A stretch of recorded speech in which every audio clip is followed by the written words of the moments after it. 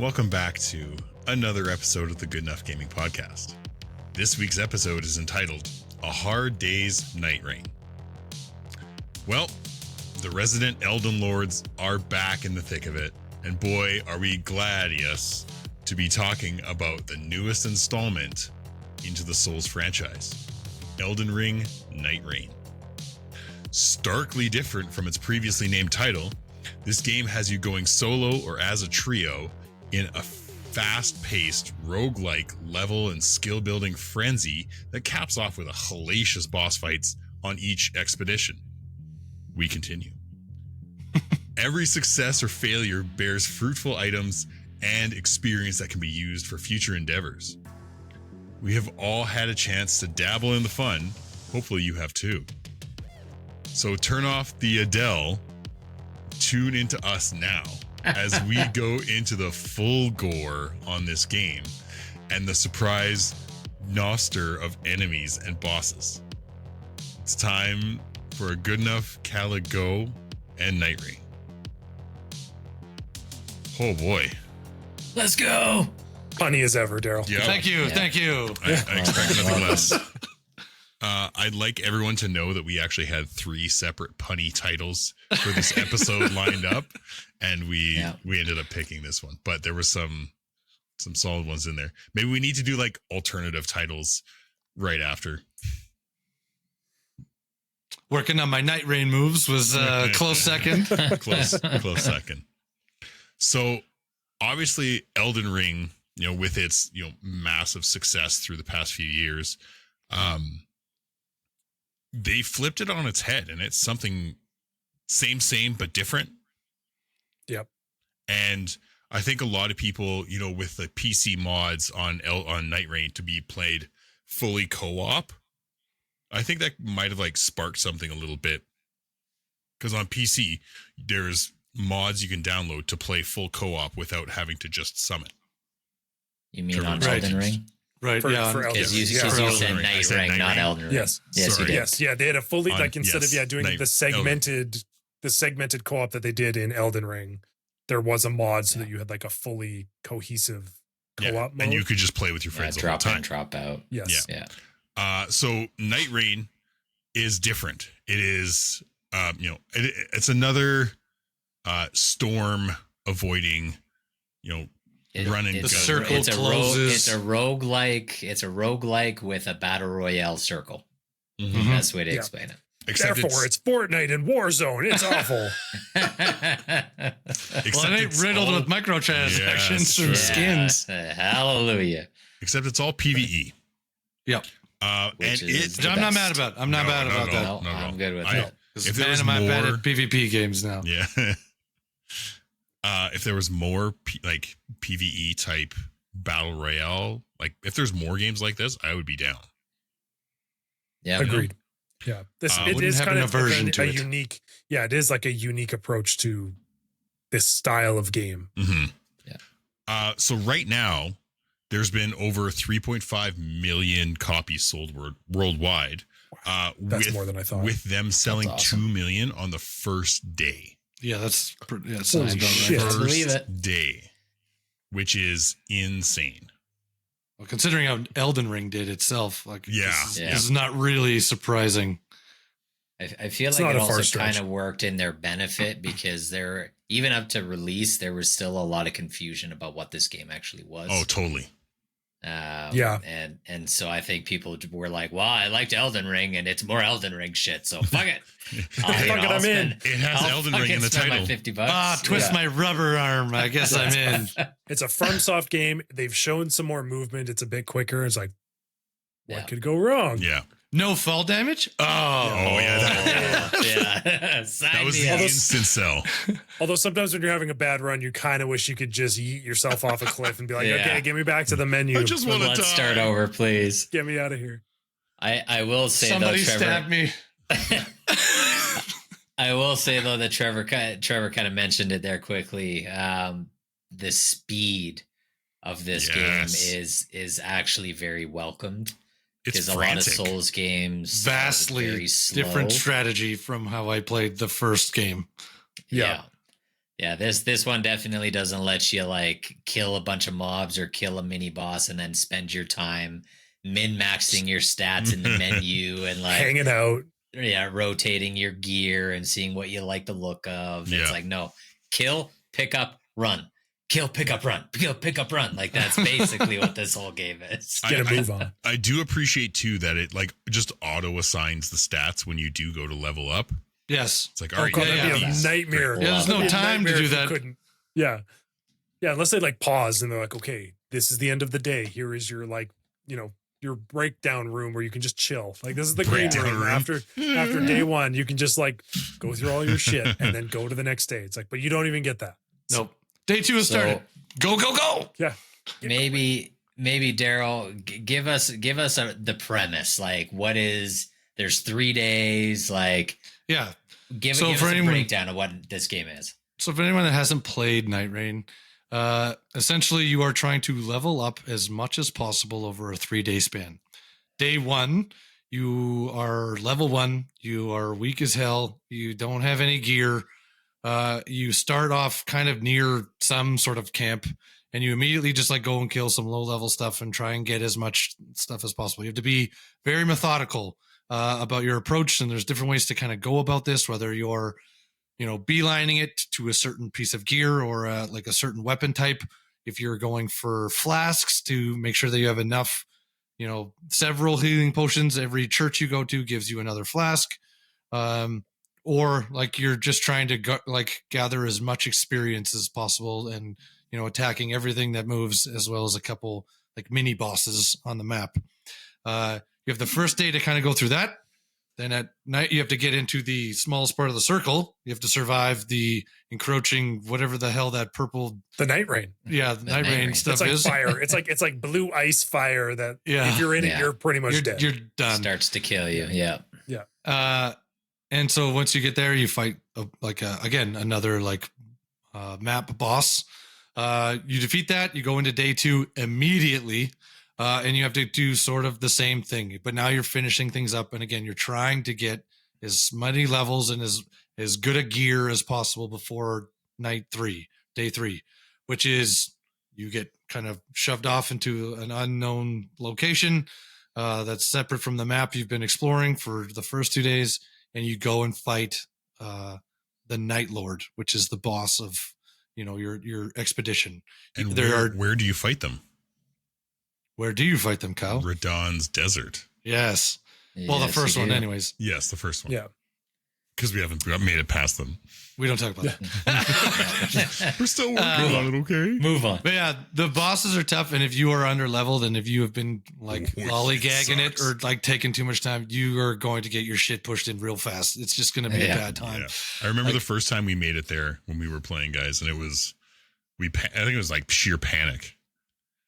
Oh, it was very humbling the first time. Yeah, going in there.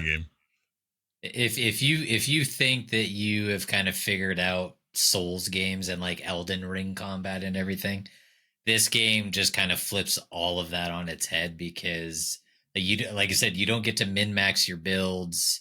You don't get to like tailor things the way that you normally would in the normal game. So like so much of it is tied to basically if you're not at least level 11 by day 3, like I don't know if you stand a chance. Yeah. And your gear is also all RNG. Yeah. Yes. Yeah. For the most super part. randomized. Like it's like some things are prevalent on the map more than once. Like you can go find that same weapon if you really want to, but it's like you're not guaranteed, I don't think, to find it. Like the number of runs I've gone as like, a wilder, like someone who's just using a sword and shield, kind of your classic Dark Souls build. And the entire run, all I got was bows. I was like, well, I guess I'm going to die. Like this was useless. Like I do. But the cool thing is that it doesn't matter what type of weapon you pick up. You can get the benefit and like the added bonus from that weapon, even if it's not something that your class uses or like strongly. Yeah. Like, so that is pretty cool that you have to be quick. You have to read these things quick, but like, man, you can come up with some pretty friggin' cool builds and some strategies there if you pick up the right pieces. So for for anybody that hasn't, sorry, Kyle, I'm just gonna keep jumping on you. For anybody that hasn't played the game, there's 8 classes at launch right now. Two of which you have to unlock. Two of which are like hidden secret characters, which honestly I loved. I felt like playing an old school fighting game all over again. 100%. Let me earn that. Let me earn that character. Let me earn that character. Yeah. So, but you got the Wilder, the Guardian, the Iron Eye, the Duchess, the Raider, the Revenant, the Recluse, and the Executor. I think it's Executor. Yeah. Executor. I choose you. That's exactly what I Executor. Fucking palm tree. And so all 8 classes they've got different abilities. They've got a different ultimate, and they're proficient in typically particular weapons or armor and shields, that kind of stuff. So if you like, more of a magic based character, you're probably going to want to do either the Revenant or the Recluse. If you like being a tank, you're going to be more the Raider or the Guardian. And then if you want kind of like the all around characters, probably the Wilder or the Executor. I consider kind of an all around type character. But yeah, I mean, so far, they're definitely catered to like the traditional, like what kind of build do you like to play in Elden Ring? Do you want to be ranged? Iron Eye. Do you want to be up and close and personal and swing a gigantic weapon? Raider. Yeah. What do you guys think of the classes so far? Like, do you have a favorite, and do you wish there was a different type of build that they don't have right now? Like, what do you guys think? I feel like the Executor was fun. I remember the first time I like unleashed the ultimate when we were playing, and you two panicked because you thought it was another boss. Yeah. Yeah. I thought it was a mini boss that showed up. I was like, oh no, this is my church moment all over again. It's like, we're fucked. Yeah. I do like the idea of the Iron Eye, but the way bows work in this is still like the bows you find. I mean, some of them are so unbelievably slow that it's just kind of not as fun. Like, I want to be Legolas. And the sky shot sucks ass. Oh, yeah. Yeah. Yeah, I watched a little cartoon on that, and I was laughing my butt off. Yeah. Yeah. There's a couple things, like, we'll obviously get to the gripes later. I think the nice thing they did is they do give you a broad choice. Yes. Yeah. And for the most part, if you find something cool, no matter what class you are, you can use it. Yes. Right. If you're like, I found this katana or something, right? Because the Executor kind of has a katana-ish build. Like, most people would have liked, I'm sure if they added like a samurai class, that would be the number 1 class every time. Yeah, probably. Just like the Dex bleed build was so popular in Elden Ring. Oh, yeah. But they do give you kind of like little hints of that in different classes. And if you find something cool, you can just be like, this is fine. I'll use it. It's not like traditional Elden Ring where you're like, I'm going to pick up the giant fucking axe, and then you get the big, the red X over your inventory. Yeah. And you're like, you can't really use this. The guy's kind of just like just kind of lugging. Let me just drag around. this thing around on the ground. Yeah. It's a really nice paperweight I have. Yeah. So I do appreciate that. Like, the stats affect more of your damage than they do your ability to use something. Yes. Yeah, there's no weight. Which is also very there's nice. no weight tied to gear in this game, which is just awesome. Just item slots. Yeah. Yep. And like you can buy a backpack to get more slots. Correct. Yeah. So you can add stuff. Yeah. But there's also just lots of like, kind of like Elden Ring, there's lots of like little secret-y things that they've done with this. Like the first one that everyone realized was that things do have passive abilities, as Jordan mentioned. So there's like, except for ones that have like a red hand where you have to be holding the item for that ability. Oh. The other one is the boluses, like the little status effect things. Yep. Apparently, if you just take those anyways, whether you need them or not, they do actually add to your resistance to that effect. Oh. Yeah, apparently a bunch of them are permanent bonuses for that round. It's like a permanent, like, resistance to bleed or resistance to rot or whatever, any of the other status effects. So there's just all sorts of like little stuff in there, which is really enjoyable. And then all the whole like relic thing. So for anyone that doesn't know, there's is there 4 colors? There's green, yellow, blue, and red for sure. Yeah. Yeah. So 4. I think there's sounds right. and then I think there's some legendary ones. So part of the roguelike part of this is that you get these relics that have kind of same thing, a grading. There's like the really crappy ones to like the mega awesome ones. And each character can equip 3 of them, but they are of a specific type. So you like the Wilder, I think it's 2 reds and a blue or something like that. Yeah. And so these are the things that you slowly earn over time to make your character better. Yeah. Like out of the gate. Yeah. So the coolest one that I got with Jordan and Daryl the one night was I got like a legendary one for, I think it was for the Wilder, in that I get one of those stone sword keys. So I get like a super special key, which they're kind of hard to find or they cost a lot of money while you're playing. Yeah. So if I have that off the bat, when we get to day 2, that's like the first thing we do. Yeah. Like I already have it. Go to one of the jails, do one of the things, like kill someone right away. Yeah, I already it's have a huge rune bonus. Yeah. Yeah. And you can also break down those ruins and go back and like random sell pull them too. Yeah. Yep. Yeah. You can sell them to the little pot guy and gamble from them. Well, and that's kind of where like the min-max stuff starts to come into play. Because if you do find a character that you're like, okay, I'm gonna main the Guardian, like that's my play style. I like this character. Now as you start collecting these things and you're like, well, shit, I want to be more of like a tank build with a heavy shield. Okay, well, this rune increases like my stagger resistance, or this one gives me the ability to unlock my ultimate faster. My cooldown is quicker. So like that's where some of that kind of build specialization comes in. But again, like to Trevor's point, most characters have 3 slots.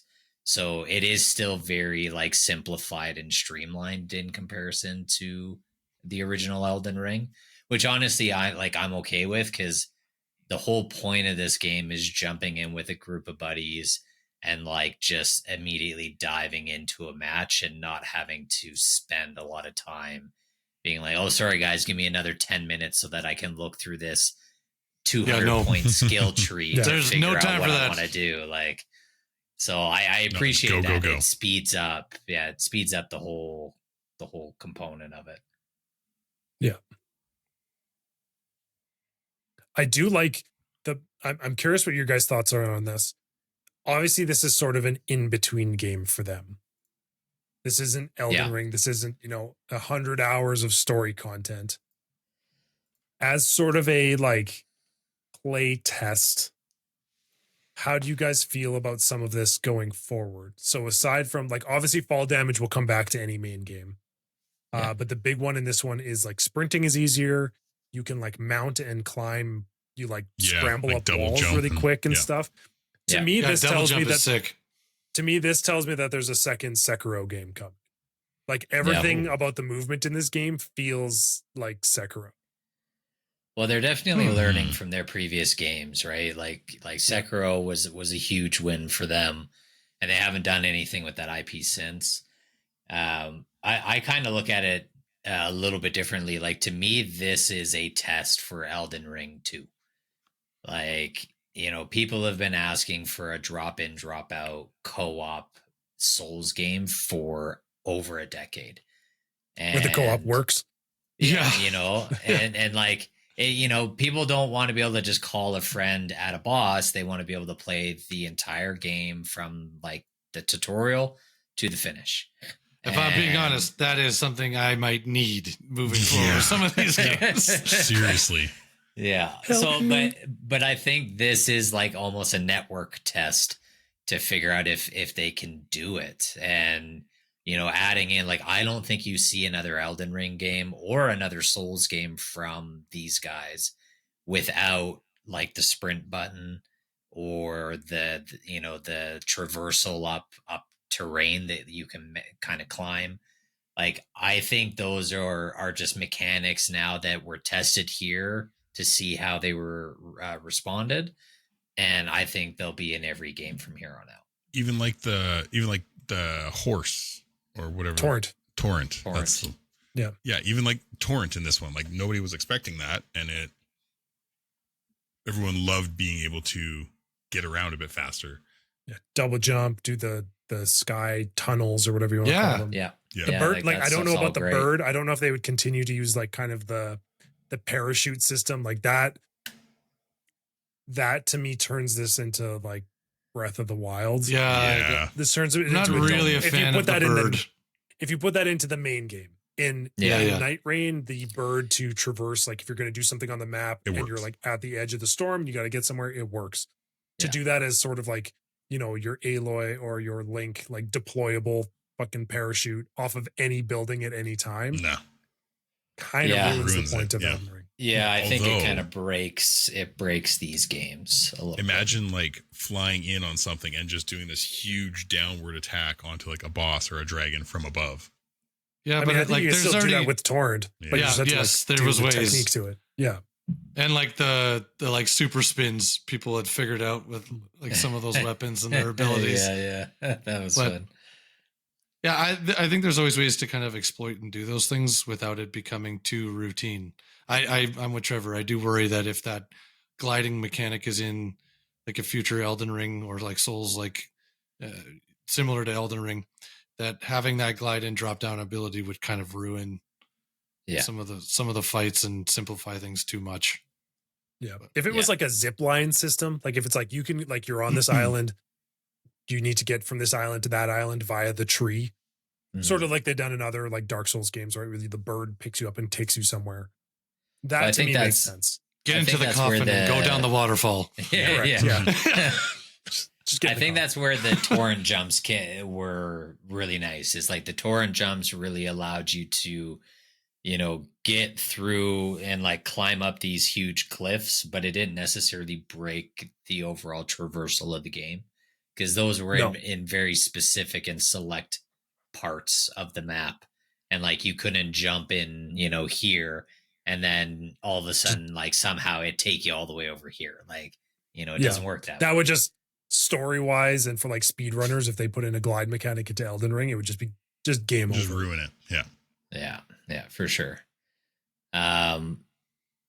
Overall though, like I said, I love the pace. I do wish that they had a 4-player co-op. I also find it odd that like they've talked about a 2-player mode, about introducing it. I don't understand why you don't just have that on day one.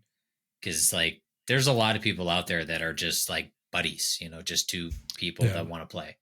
I'm not even entirely convinced that they scaled it for one person.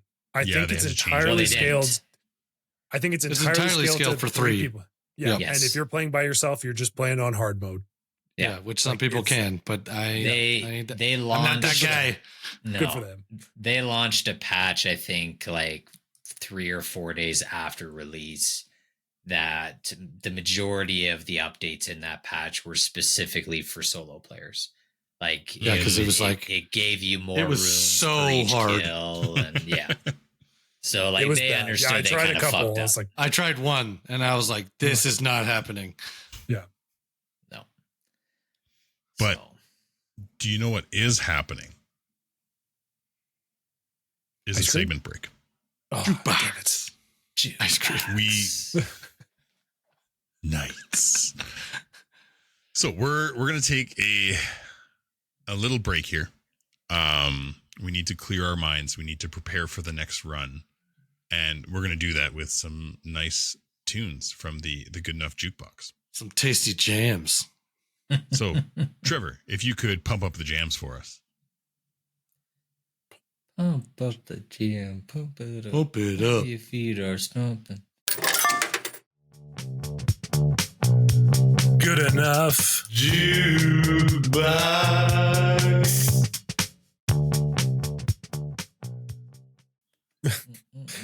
All right. This week on the Jukebox. So if you are new here, this is nerdy music to take with you on the go, from favorite soundtracks from video games, movies, everything in between. So this week we're actually going to go back to the anime world. Oh. And this is a new series that's got quite a few accolades in some circles. My wife and I watched through it, and it is called Freyren. Beyond Journey's End. So Freyren is Frieren. That just won a bunch of awards, didn't it? I think so, and it's been in like a lot of the award categories. If so not Freyren, why Freyren shaped?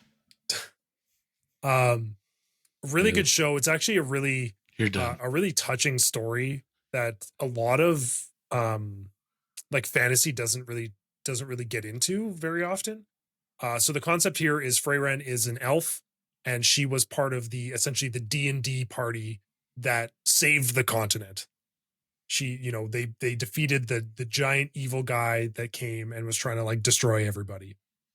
Now, though, her party is either dying or dead. She is an elf that essentially lives forever. Oh. So it's this, and she's very youthful, right? So like, and she's very immature. It's pretty funny. So it makes for all these really funny moments, but it's about what she does after this. So she takes on an apprentice, and they meet some friends along the way, and so they're traveling to go do all these things, and they're just helping people, and they're talking about the heroes, the great heroes, and you realize that like she's in all the statues. But the soundtrack for this is fantastic. So this ranges a lot from like, think of like very traditional like British Ren Fair like medieval type music. Yeah. A lot of pan flute. Yeah, you get a little of that pan flute. Just very like that very whimsical, like kind of stereotypical medieval style music. But the nice thing is kind of as they go to these different places, they're all slightly themed differently. So you get some where you're like, this feels French. Like something about it, you're like, this feels different. Like this feels like I'm in a different continent or a different place. And you get some that are also like a bit more vocal that definitely sound like, I swear they took the people straight out of Witcher 3 that do like all the vocalizations for their music.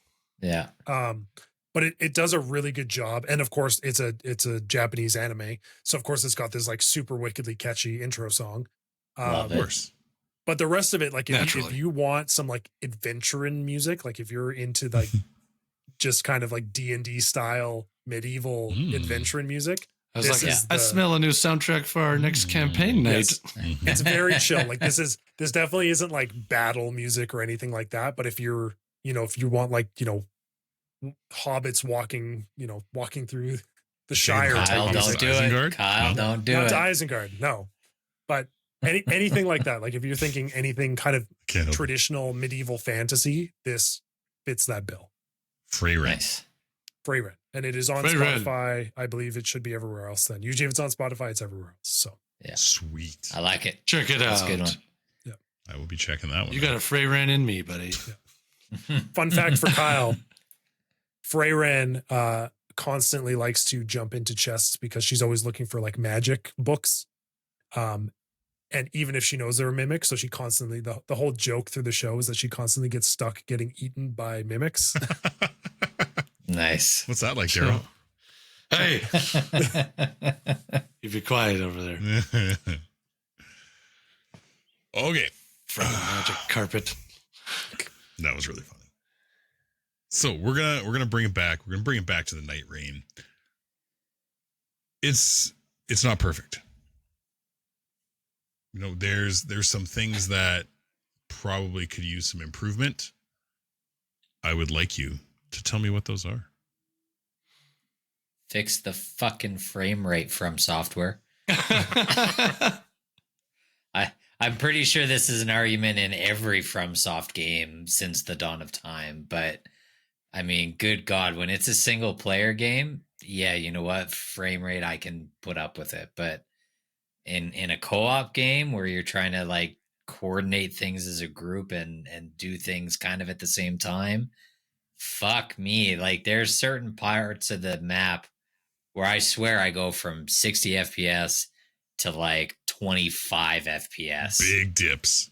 Like just massive spikes. And so yeah, that's been noticeable in a lot of the game. Usually I can look past a lot of frame rate stuff, but this one is rough. Not so much. Times. Yeah. That's the first one that comes to mind for me. I do wish the big one here. So just for everyone like at home to know, when we play, Jordan is like our guide. Yep. Jordan is frantic Yeah. in the menu, and he's like, okay, we're here. And like, as we're finishing that, he's like, cool, we're going over here. I've checked the map. I've done all these things. Cause the map, like if you go into it the first time and you don't know what you're doing, like it's a bit confusing. Mm-hmm. Yeah, like Yep. I don't know what the symbols are. I don't know what this means. I don't know what this means. Like you have to figure that out, which is fine. To me, that's part of the fun. Yeah. But the big thing I think is especially for I don't want to be the person that complains that an Elden Ring game is too hard. I think we just need a tiny bit more time, like day one. Right. Yeah. Just that like extra like minute or two. Yeah. Just because it feels they're like, hey, by the way, the circle's closing, and you're like, okay, and then they're like, okay, yeah, it's done. You're just like fuck, guys, like, Yeah. it's like you kind of do that. Then as soon as it starts closing, you're like, okay, maybe I'll smack somebody on the way by as I'm running through. But like, just drive by murder. Yeah. there's just a lot of times where I find like the coolest parts of Elden Ring and these FromSoft games is it's cool to explore. Yes. And what we're getting away from in this is like you were quite literally ignoring all of that for efficiency. So like going into a cave, it's like, okay, well, I want to try and get some smithing stones from the rock guys. I'm like, well, my weapon's shit. I have to hit this guy for 5 minutes, and now I'm stuck in a cave. The circle came. I'm dead. So it's just like, right. Why is this in the game? Because it's kind of useless and pointless, right? Because I don't have Unless you have a time raider, and then you can immediately kill those things. But correct, Yeah, right? But and I understand there's like the strategy behind some of that, but I think there's just a few things where like, give me like just give me a damn minute, because especially when you start, if you go anywhere even remotely past like a basic ass camp, your weapons are like so weak. Well, and it's going to take you some time to clear. Like, oh yeah, we've tried to do some of the field bosses on day 2, and like even by then, you know, day 2 we're level 8 or 9. We've got pretty good gear, and a lot of those field bosses still take way too long to kill. Yeah, they just take too long to kind of get through. Like But you got to weigh your options, and like if you've meted anything, you might be better off, or like whatever. My concern is there's not enough inventory space for just regular items. I don't care about the weapon thing is fine. And that one seems to be pretty fair, like fairly spaced out for me. It's just, there's all of these different drops. Every enemy has a different weakness. Having to sort through them all too. Yeah. And like, you can't really carry that much of anything, or like certain items don't stack or duplicate, which is friggin' weird to me. So I don't think there's enough space for just regular items. Like, why am I why are there so many poisonous like bulbs, as well as fire ones, as well as holy damage things as well? Like, and then I have to have smithing stones, which take up a space. Then I have these like super flasks that I want to have for a particular boss fight, but like potentially. And you can't carry everything, as well as like throwing items and like, you know, throwing knives or whatever. It's just, it seems like it's about 2 to 3 spaces too small for what is being like almost constantly thrown at you as a drop. Like, I agree with that. Yeah. Inventory management is the real boss. It really is. Like, you're not going to collect. Yeah, sometimes you're not going to collect 1,000 throwing knives and beat a boss with it. No, right? They're like little tick damage things that you can do from afar while you're healing or doing something. But like, being able to only carry 5, and then it goes to a next slot, and that's taking up a slot because you have more than 5, or like the greases, you can only carry 2 of each one. It's which is like just doesn't make sense to me. Like, stack it a couple times. Like, just give me more. Go to 10. What's the difference? Like, I'm not gonna have time or remember to use all this shit anyways. Like, so just let me stack 10. I've got 3 friggin' days to carry this shit. Like, If you feel like people are cheesing it, then just scale the bosses accordingly. Like, if you find that, you know, 10 item, like a 10 stack of an item kills enemies too quickly, then just scale the enemy differently. You know, just give it more health or make the damage output more. Like, you know, that's where the balancing comes in. But like Daryl's point brings one up to me that honestly I didn't really think about until you mentioned your point. And for me, it'd be kind of cool if day 1 and day 2 had different enemies. You know, like you talk about having so many different resistances and so many different consumables that are tailored to specific enemy types. It's like, well, okay, you know, day 1, give me give me a bunch of the like the field mobs in kind of like the first area of Limgrave in Elden Ring. And then day 2, it's like, give me all the enemies from Caelid, like really fuck it, fuck up this lots map. of poison, lots of like lots of poison, lots of scarlet rot, like, and it would also vary the runs that you do too, because then they could randomize that stuff. This could be prevalent in like some of the other expeditions. Like I don't, because like we haven't done all of them, so. There's 33. Yeah. Okay. But yeah, and who knows, maybe that's where the longevity of this game comes from. Like maybe there's going to be multiple maps that they release later on in the development cycle. Like maybe there will be an entire region that is just like a Caelid region. Mm-hmm. And like, that'd be cool. And then the map's randomized. So one run you might get the Limgrave map, and the other run you might get the other one, So like that's what I would love to see, because while yes, there is a lot to explore in the map that's there right now, Trevor absolutely nailed it. There's no fucking time to explore it. Like I know there's certain sections that I've never even gone to yet. Especially when you're dropped in the same location to start every single time. Well, you're not. It's not always. It's not always the same. Close. Nope. It's like there are. It's not like a super variety, but it's not always the same. And it's like it needs you to start at an area where you can kill like a camp immediately and get a level. Yeah, there's usually a camp right it wants there. You to, It wants you to start in somewhere where you can be immediately successful. Yeah, there almost needs to be like Jordan's saying, like there almost needs to be like a free roam mode, or you're just going to be wasting runs, literally just like plotting out the map. Secrets. Like, what is this dungeon? Is it useful? Is it any good? Do I care about it? Like, no, cool. Like, never go here again. Yeah, right. Let the streamers do that, because they've already fucking done all that. So I don't like. Did you guys notice that once you've killed something in an area from day 1, like it's not there day 2, like it's just gone? Yeah. Oh, I think so. Yeah. Nice. So stays dead. Yeah, for me, so Jordan's point is like it's giving different enemies.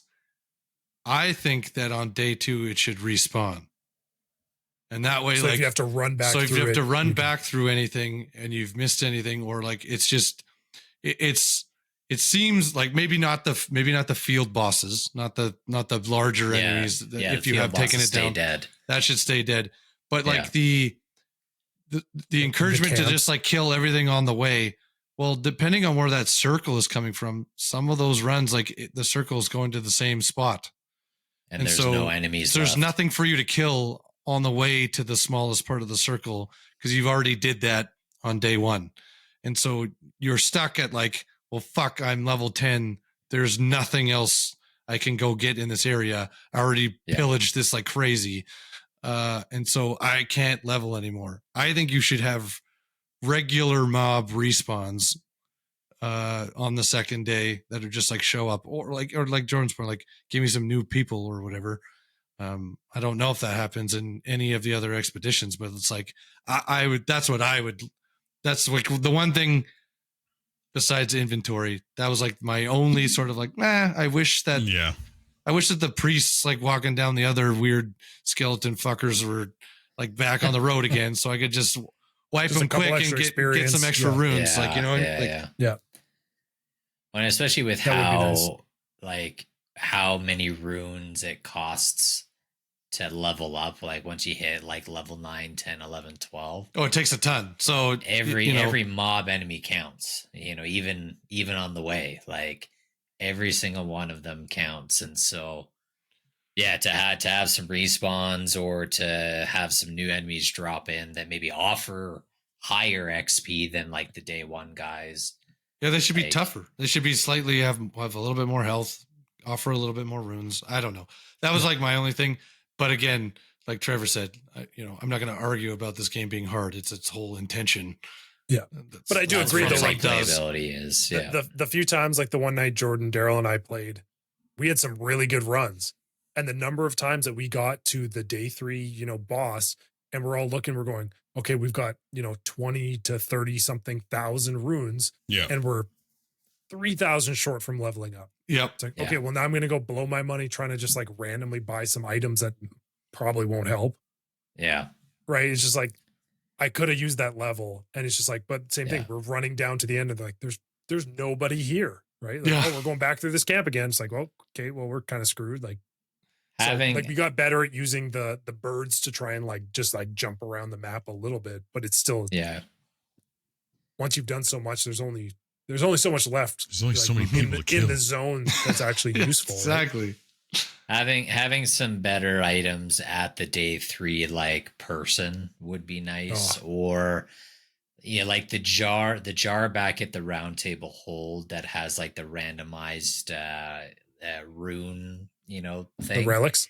Yeah, the relics. Like I'd even like that at the day 3 vendor is like, give me a randomized like item buyer.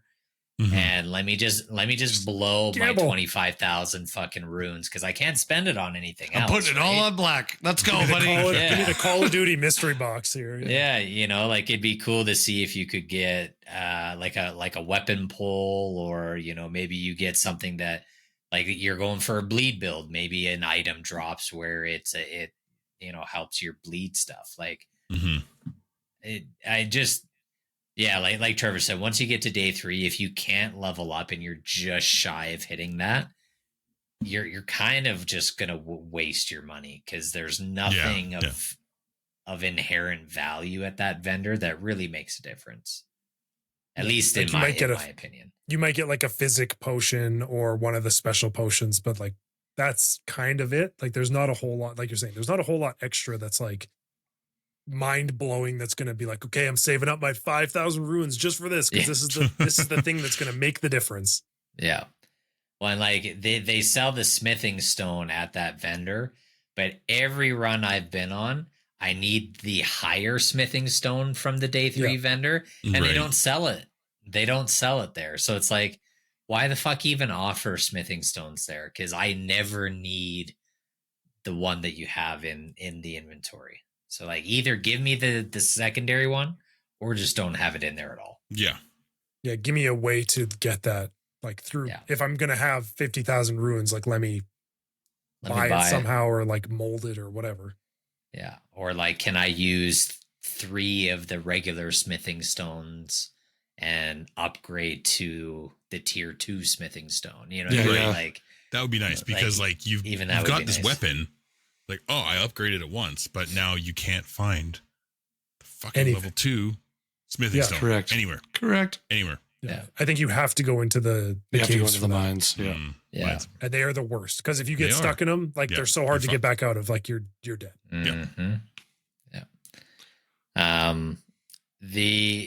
Honestly, my only other gripe, I feel like we've spent more time on gripes and positives. I do really like this game. Let me just say that. Yeah, we'll get to that part. But the only other thing that I'd love to see them add just for a quality of life feature is a ping button. Yes. In the world. Like you can ping when you've got your map open and your teammates can see that ping on the compass that's at the top of the screen.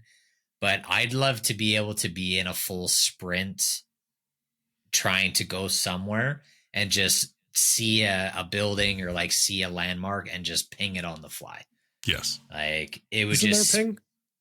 Only on the map. You can like only if you you can open only the map ping if the map is open.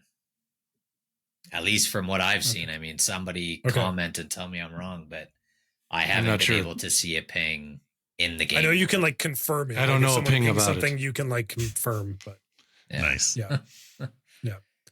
But yeah, like that's just, you spend so much time in the map. It would just be nice to have other ways to like, hey guys, let's go over here and not have to open up the map every time to do that. Yeah. Yeah. I would also like to see, I'm not sure if this is something they would add with the classes, like the way you get to customize with your relics and do things like that. It would be nice not to necessarily get like better gear off the rip, like right off the gate. It would be nice though to be able to like swap your starting gear. So So you're like, I want to be a I got wilder, you. but Yeah, instead of just using this like annoying ass broadsword, I still want the basic ass like scimitar or something, right? Right. Like if it's in more of like an Elden Ring way, where you're like, I like this class, but I like this weapon better. The way it plays. I got Not you. necessarily you can't load up, the purple or gold like holy crap item from the beginning, but just to get Right. like a slightly different build. They're like on the executor, they have their like special sword, and then you get your normal sword. It's like the first thing I'm constantly looking for in those runs is a fucking shield. Mhm. Yeah. So like Right. maybe I can add a shield in there, right? Just like a basic, wood shield. Some of that would be nice in terms of like the roguelike, like in terms of finding those things somehow. In the same way that you unlock like the Duchess, where you find like the locket or whatever it Yeah. is to unlock her. Stuff like that, right? Where like if you did something special or after a certain number of runs or whatever it is, to be able You to had more do variety. just a couple of those little like tweaks. Or we always say like cosmetics, maybe make your character look a bit different. Like the armor's the same, has the same effect, does whatever, but it looks different. So so the cosmetic thing is in there. Unfortunately, it's just locked behind beating the first boss. Well, shit. And a lot of what I've seen in this game, a lot of stuff actually is locked behind the first boss, having to beat it. Got to check And that does kind of suck a little bit, especially for like new players that maybe are good used to kid. Elden Ring. Even there's a lot of people, like you think of even like Margot or whatever in Elden Ring. Like there's a lot of people that are going to play a lot of this game and still probably not beat that first boss. Margot, Margot, Margit. George R. R. Martin. You're not going to beat George R. R. Martin. Yeah. All of the above. Okay, so but you're right, because I think each character class has like 6 or 7. Oh fuck! Like why are we talking? We gotta go play this game. Like cosmetic. Let's get going. Yeah. So okay, so give me some positives, really quick. Anything else that you feel does well with the game? I know we talked about some before the segment, but we can't just complain. I don't think it has as steep of a learning curve, at least not for me, as the original Elden Ring or like some of the other games. Different learning curve. Yeah, it's different, but it's definitely, for me, it's not as steep. Like it feels a lot more fluid out the gate. It's much more forgiving with, like damage amounts. Not taking fall damage is a huge plus. Oh my god, being able to run and traverse the map fairly easily. Like all of those things are really good components to the game, and so I feel like getting into it and just getting after it is actually accessible for this game. It's easy to pick up and all dive your potions. In. Yeah, immediately run past the fire, and you're good. Right, just refresh all of that. Yeah. I do really like. I kind of touched on it earlier, but the fact that there's no weight to your gear. Because all of the buffs and all of the stats for gear in your inventory stacks, even if you're not using it. So like we learned that, probably too late on some of our runs. But, if you don't want to use a great shield, but for some reason that great shield has a buff that ties directly into your character class, just pick it up, put it in your inventory. Pick it up. It's all of that scales and all of that stacks, and you can see that in your like character status sheet, all the buffs that you've accrued in that run. And I love if you that have time aspect. to look at it. Yeah, you can do that while you're running. You can do that on day 3, but that's right. I love that aspect because it definitely allows you to mix and match. And there's been times where I've tried like a bleed build. And then there's been other times where I'm like, you know what, I'm going to try a holy damage build and see if that works any better. And so that's what we need to do for the first boss. Just FYI. Correct. Yes. Bleed build. Holy. Gotta do holy. Holy diver. So I love that aspect. I think that's a really nice quality of life thing. And I'd love to see them add that into other FromSoft games. Just let me accrue all my buffs in my inventory, regardless of whether it's equipped or not. Jordan wants to be super buff. Got it. That'd be crazy in Elden Ring with the amount of shit you can carry. That would be fucking crazy. But if you had like a special like first backpack and then like bag of holding, right? Like the backpack stuff counts, this stuff doesn't. Yeah. I think that'd be cool. Trevor? Honestly, I like the classes they gave us. Like, I was concerned when they announced this game, we were going to get like 4 classes. It's a good mix. You could maybe tweak a little bit here and there. I just wanted to play as Blide. That'd be sick. Blide! Where is he? But I like the look of them off the start of the game. Everyone looks distinctively different, and you kind of get what they do. Yeah. But it's also really fun to just like run around the hub and then go to the practice range and learn like all the unique abilities, which is a cool addition as well.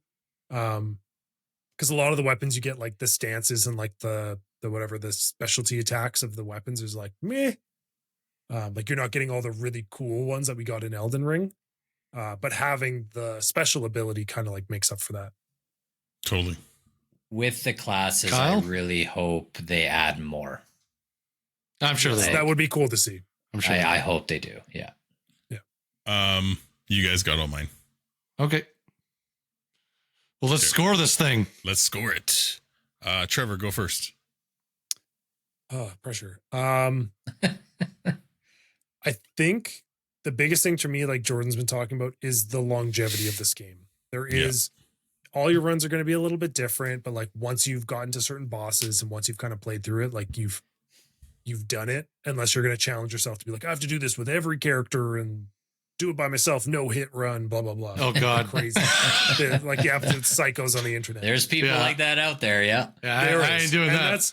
And this game is for them, and go them. But I do just want to see, like, I would like to hear a little bit more about maybe their future plans for the game as to how this is going to stay relevant. Mm-hmm. Because to me, like, there is some cool stuff. 3v3 battle arena. And I'm seeing this online, but this has definitely not hit the same, like, holy shit viral wave that we got out of Elden Ring. No, definitely not. No. So I think it just needs, like, we need some more info to just like keep it going and keep the interest. So, but otherwise, like Daryl says, the gameplay's quick. It's really fun. Don't get too frustrated. Like, you're going to die, and it's a roguelike. You're supposed to die to get better relics to like eventually have this character that works. And then you get a team that works or carries you through. So like for me, I think I'm kind of at like an 8.5 right now. Okay. As of right now, I think once we get farther in the game, that could change to be better. Like once you're saying, once I see some of the cosmetics and some of the other like things that open up. But as of right now, like if you're stuck in the first zone, I'm still kind of at an 8.5. Yeah, I'm there with you. I'm gonna echo that. Like I'm like an 8.5 too. I don't know if like I just need more time to play it. The 3-player co-op just chaps my ass so much. Yeah. Somewhere there's got to be a statistic. Someone did a fucking study. Deep dive analytics. Yeah. I just want 4-player. Yeah. Because now, like, we've got one of us is getting left out every time. Yeah. So 8.5 with randoms. Yeah. Daryl. I'm nice. Nice. Brothers. Yeah. I'm at a very solid 8. Much for like kind of the same reasons. I do wish it was 4-player. I think there's like a bit of an odd difficulty spike for the very first boss. I feel like some of the difficulties should be in some of these later expeditions. Mm-hmm. And yeah, like just I guess some of the problems we've talked about is why I wouldn't regard or hold it in such high esteem as the first Elden Ring. And like it's a roguelike game. I don't know if I've ever played a roguelike game that I'm giving a 10 out of 10 to, because it's just not it's not a longevity game. It's not gripping me and making me want to keep going, other than the one fight where I was like, I'm this bloody close every time to unlocking the Revenant. I'm gonna do it again. Like I'll just do it again until I get it. And I was the first one to get it, so I was happy. But yeah, I don't know. It's good. I like it, and I'm going to play it with you guys. But it doesn't really have anything else that's like I have to play this. So for me, it's just an 8. Doesn't have its claws in you like Elden Ring did. No. Jordan, round it out. Yeah, I'm a little lower. Like I'm kind of sitting between a 7 and a 7.5. You know, it's a floating score for me. I think depending on what their long-term plans are, if they introduce different regions, different bosses, you know, they've already introduced some bosses from Dark Souls and from Bloodborne. And so it's like, you know, if we get more Bloodborne bosses, maybe they throw a Sekiro you know, That'd be boss crazy. in there. Like That would be cool. if we get more content like that and they introduce more character classes, if they do add more character classes, still make them unlockable. Like don't just give them to me, make me have to find an item out in the world and then have to fight somebody to get it. Because Yeah, that was sick. That's fun. honestly one of the best parts of this game was unlocking the Revenant that way. So yeah, it's I'm sure that scroll will go up by the time they've introduced new things. But I'm with you guys. This doesn't hit the same way the original Elden Ring did. And it's also not a game I would ever play solo. So it's like It's hard. Yeah. My fun is directly tied to whether or not I can play with you guys. And, you know, generally those kinds of games for me score lower just because it's like they're just not it as needs crossplay. fun. I forgot to bring that up. It needs crossplay. Yes.